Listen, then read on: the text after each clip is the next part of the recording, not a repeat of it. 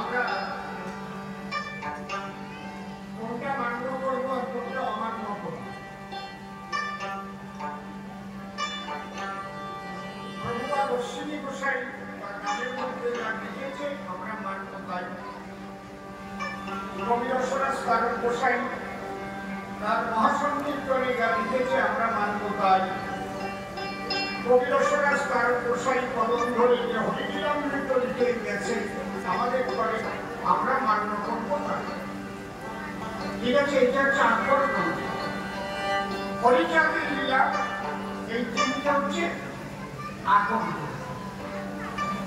তাই তার গোসাই কি লিখে আমি হয়েছি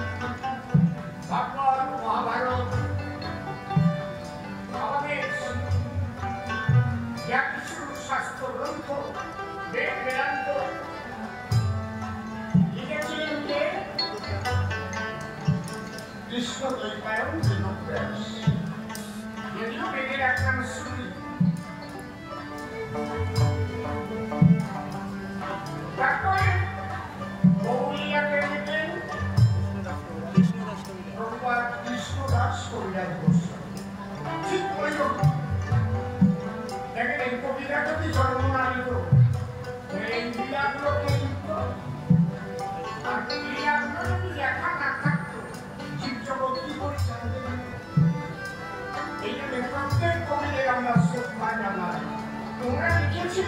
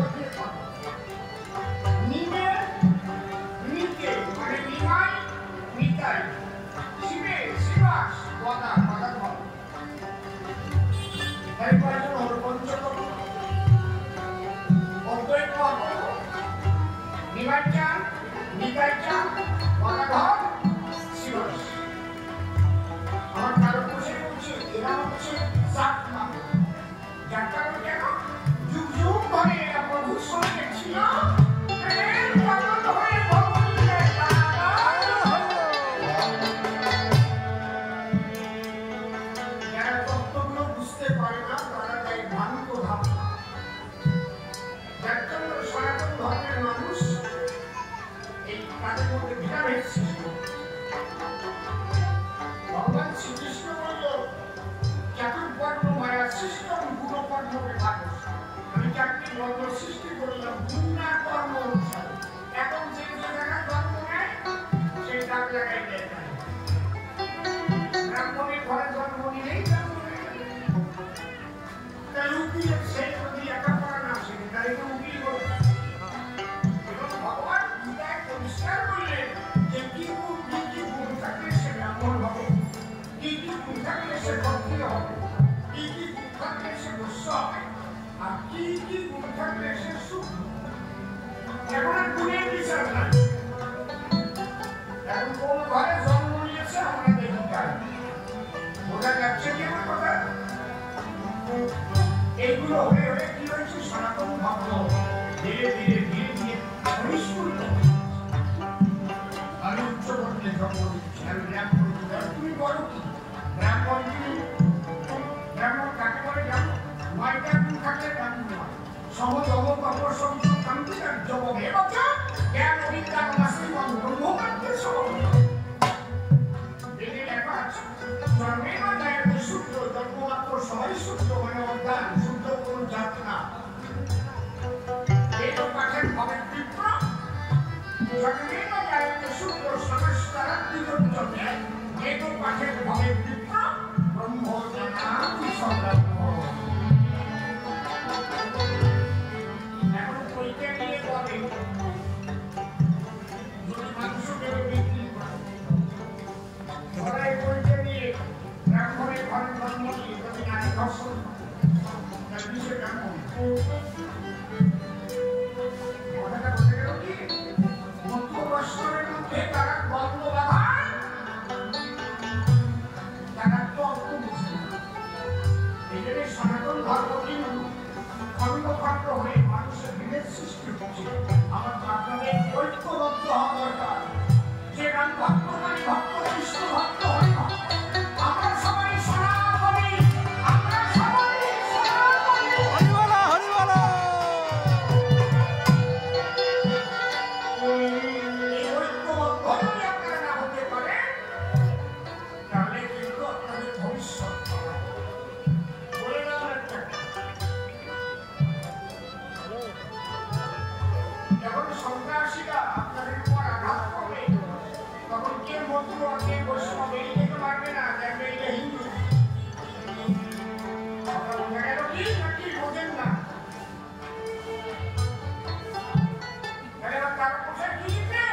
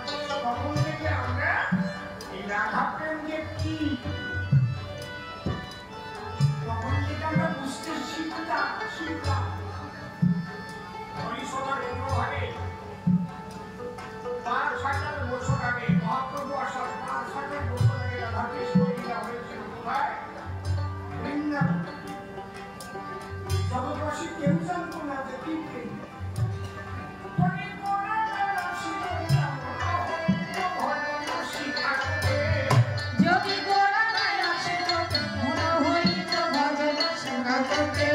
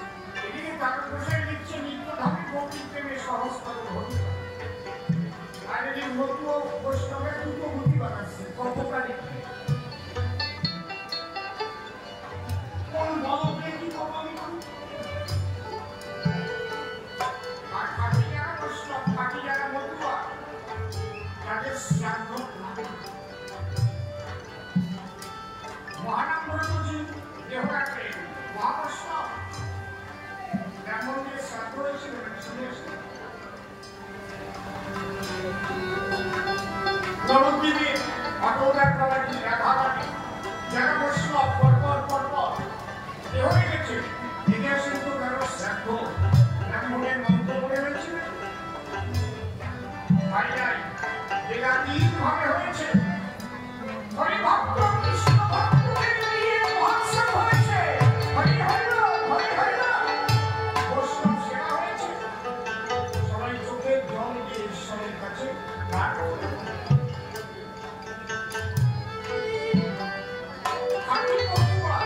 খাঁটি বৈষ্ণবের কোনো পার্থক্য নাই।